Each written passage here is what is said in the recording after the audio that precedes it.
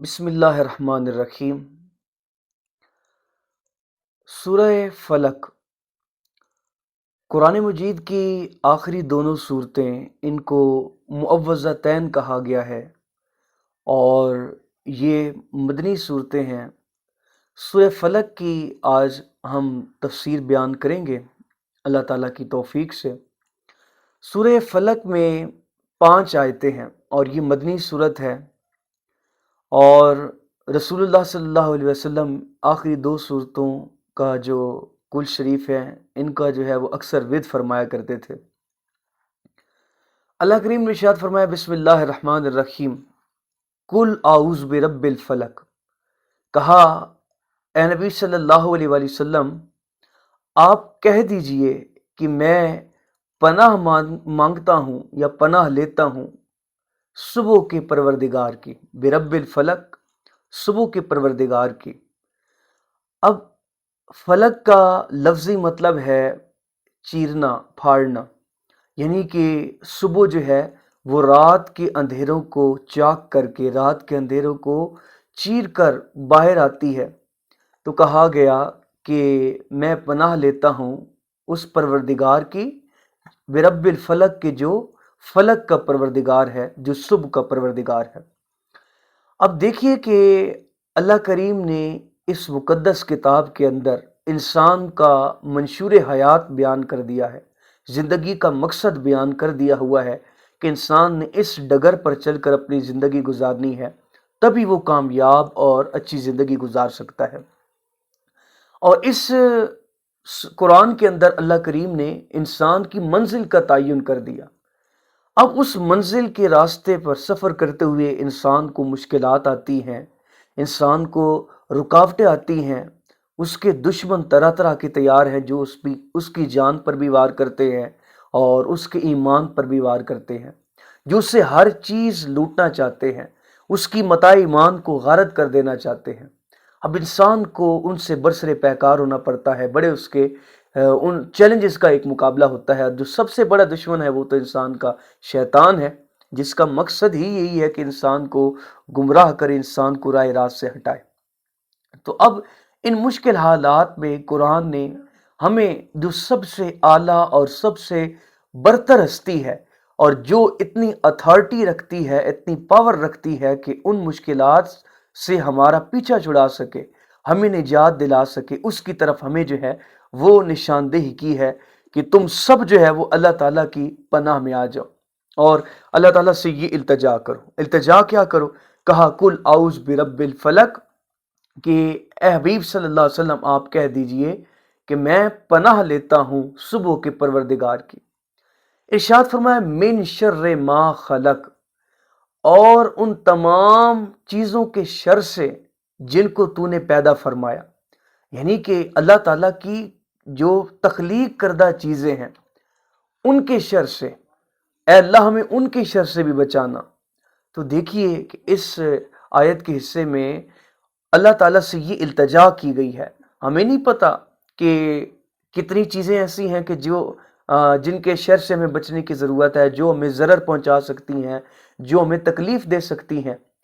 ہم ان کو گننا بھی چاہیں تو ہو سکتا ہے کہ ہم کچھ چیزیں چھوڑ دیں، اور بعض دفعہ یہ بھی ہوتا ہے کہ ہم جس چیز کو اپنے لیے نفع بخش سمجھ رہے ہوتے ہیں، ادھر حقیقت ہمارے لیے نقصان دہ ہوتی ہے، وہ ہمیں ضرر پہنچانے والی ہوتی ہے۔ اور بعض دفعہ یہ ہوتا ہے کہ ہم جس چیز کو سمجھ رہے ہوتے ہیں کہ وہ ہمارے لیے فائدہ مند نہیں ہے، تو وہ ہمارے لیے فائدہ مند حقیقت میں ہوتی ہے۔ تو اس لیے کہا گیا کہ گنتی کو چھوڑیے، بلکہ مطلقاً اللہ تعالیٰ سے التجا کرو کہ اے اللہ جتنی بھی تخلیق کردہ تیری چیزیں ہیں، ان میں جس شے کے اندر بھی ہمارے لیے تکلیف کا پہلو ہے، ضرر کا، نقصان کا پہلو ہے، تو اے اللہ ہم تیری بارگاہ میں التجا کرتے ہیں کہ تو ہمیں ان چیزوں کے شر سے بچانا، ان چیزوں کے ضرر سے بچانا، کیونکہ تو بچانے کی طاقت رکھتا ہے۔ پھر آگے ارشاد فرمایا،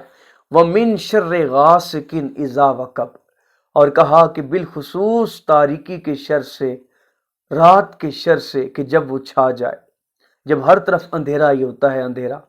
ہر طرف ظلمتیں ہی ظلمتیں ہیں۔ تو دیکھیں کہ اس آیت کے حصے میں رات کے شر کے متعلق بیان کیا گیا۔ اب رات کی تاریکی کی شدت کا ذکر کیا گیا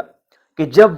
کائنات کی ہر چیز کو رات کی تاریکی اپنے لپیٹ میں لے لیتی ہے، اور رات کا مرحلہ چونکہ جو ہے وہ اس میں نقصان کا زیادہ اندیشہ ہوتا ہے۔ اگر آپ دیکھیں تو رات کے وقت میں چور چوری کرتا ہے، ڈاکہ ڈالنے والا ڈاکہ ڈالتا ہے، رات کی تاریکی میں قتل خون ریزی ہوا کرتی ہے، عصمتیں رات کی اوٹ میں لوٹی جاتی ہیں۔ تو رات کا جو شر ہے اس سے بچنے کے لیے اللہ تعالیٰ سے التجا کی گئی ہے کہ اے اللہ، اس رات کی تاریکی کے شر سے بالخصوص ہم آپ سے پناہ مانگتے ہیں کہ اے اللہ، ہم اس کے حوالے سے جو اللہ تعالیٰ خود قرآن میں کہہ رہے ہیں کہ بالخصوص رات کے شر سے جو ہے وہ پناہ مانگی جائے، وَمِن شر غاسق اذا وقب، کہ اللہ ہم رات کی تاریکی سے کہ جب وہ چھا جائے اس کے شر سے پناہ مانگتے ہیں، وَمِن شر النفاثات فی العقد، اب آگے کہا گیا کہ ان کے شر سے کہ جو پھونکے مارتی ہیں، یعنی کہ جو جادو کرتی ہیں۔ اب اس میں اللہ تعالیٰ نے مطلقاً ذکر کیا ہے، مؤنث کا صیغہ استعمال کیا، یعنی کہ خواتین، اور چونکہ خواتین اس عمل میں زیادہ مبتلا ہوتی ہیں تو اس لیے ان کا نام لیے گا کہ جادوگر۔ اب دیکھیں جس طرح جادوگر جادو کرتے ہیں، طلسم پڑھتے ہیں اور پھونکتے ہیں، منتر پڑھتے ہیں، تو اور ان کا کیا ہے کہ اللہ تعالیٰ ارشاد فرماتے ہیں ان کے شر سے جو پھونکے مارتی ہیں گروں میں، اور ان کا بھی ایک طریقہ کار ہوتا ہے کہ وہ گرے لگا کر ہر گرہ پہ اپنا منتر پڑھتی ہیں، اور ان کا جو جادو ہے وہ اثر کرتا ہے۔ جس طرح خدا کے کلام میں تاثیر ہے وہ اثر کرتی ہے، اسی طرح جو جادو اور منتر ہوتے ہیں وہ بھی اثر کرتے ہیں، اور اس کی مثالیں ہمارے پاس قرآن مجید میں موجود ہے کہ جس طرح ہاروت ماروت کا قصہ اگر آپ دیکھیں تو اس میں ہاروت ماروت کے قصے بتایا گیا کہ جو ہاروت اور ماروت تھے ان کے اس قصے میں بتایا گیا کہ شیاطین لوگوں کو ایسا جادو سکھاتے تھے، ایسا جادو سکھاتے تھے کہ جس میں میاں بیوی کے درمیان پھوٹ پڑ جاتی، ان کے درمیان عداوتیں پیدا ہو جاتی، اور ان کے درمیان جو محبت اور پیار کا تعلق تھا وہ عداوت میں بدل جاتا۔ اسی طرح وہ کہا گیا ہے کہ ما یفرقون بہ بین المرء وزوجہ، کہ اچھا بھلا رستہ بستہ خاندان جو ہے وہ برباد ہو جاتا، ان کے رفاقتیں اور محبتیں ختم ہو جاتی۔ تو ایسا جادو بھی پایا جاتا ہے۔ اور دوسری مثال آپ فرعون کی جادوگروں کی دیکھیں کہ ساحران فرعون جو ہیں وہ انہوں نے جادو کیا، اور جتنی رسیاں تھیں، ہزاروں میں لوگ موجود تھے جو دربار کے اندر، ان سب کو وہ سانپ نظر آنے لگی۔ تو جادو کی حقیقت ہے، اور یہ بھی یاد رکھیں کہ جادو جو ہے وہ انسان کی نفسیات پر بھی اثر انداز ہوتا ہے۔ تو اب اللہ تعالیٰ نے قرآن مجید میں اس شر سے پناہ مانگنے کی بھی تلقین ارشاد فرمائی، کہا یوں کہو وَمِن شَرِّ النَّفَّاثَاتِ فِی العقد، کہ اللہ ہم تجھ سے پناہ مانگتے ہیں ان کے شر سے کہ جو پھونکے مارتی ہیں گرہوں پر، اور طلسم اور جادو کرتی ہیں اور منتر پڑھتی ہیں۔ پھر کہا گیا انسان کو کیا پتا کہ اس کے لیے کون سا شخص خبیث الفطرت جو ہے وہ اس کے برا چاہتا ہے، اس کا نقصان کرنا چاہتا ہے، اور اس کے لیے جو ہے وہ چند ٹکوں کے لیے، چند سکوں کے لیے کوئی شخص جو ہے اس کی زندگی کو برباد کرنے کے لیے، اس کی خوشیوں کو برباد کرنے کی کوشش کر رہا ہے، اور اس کے جو ہے وہ نقصان دینے کے لیے ذلیل حرکوں میں مبتلا ہوا پڑا ہے۔ تو ان کے شر سے حفاظت کے لیے اللہ تعالیٰ سے التجا کی جاتی ہے کہ اے اللہ، تو ہمیں خود ان کے شر سے ہماری حفاظت کرنا، ہمیں ان کے شر سے بچا لینا۔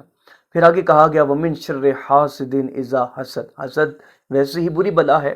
حسد کیا ہے؟ حسد یہ ہے کہ کسی کی خوشحالی کو دیکھ کر، کسی کی عزت کو دیکھ کر یہ آرزو کرنا کہ اس کی خوشحالی چھین کر مجھے دے دی جائے، اس کی یہ عزت مرتبہ چھین کر مجھے دے دیا جائے، اور اگر یہ نہیں بھی ہوتا تو یہ اتنا ہوتا ہے کہ اس کے پاس بھی کیوں ہے، اس سے بھی چھین لیا جائے۔ تو بعض خبیث الفطرت ایسے لوگ ہمیں زمانے میں ملتے ہیں، ہماری زندگیوں میں ہمارے آس پاس پائے جاتے ہیں، انسان کو پتہ نہیں ہوتا کہ ان کے حاسدین میں سے کون ہے،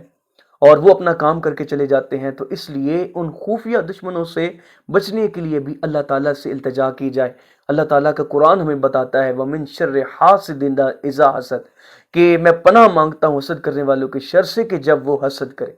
تو دیکھیے کہ اللہ کریم نے ہمیں ایک پورا طریقہ کار اور سلسلہ بتایا کہ کس طرح ہم اس دنیا میں شر پھیلانے والی چیزوں سے اللہ تعالیٰ کی پناہ لے کر اپنی عاقبت کو سنوار کر سکتے ہیں، اپنے آپ کو بہتر راستے پہ لے کر چل سکتے ہیں۔ تو یہ سورہ فلق کی وہ مختصر تفسیر تھی جس کا حکم جو ہے، اس کا ذکر اللہ تعالیٰ نے قرآن مجید میں کیا ہے۔ اللہ ہمیں حاسدین کی شر سے بچائے اور اپنے حفظ و امان میں رکھے۔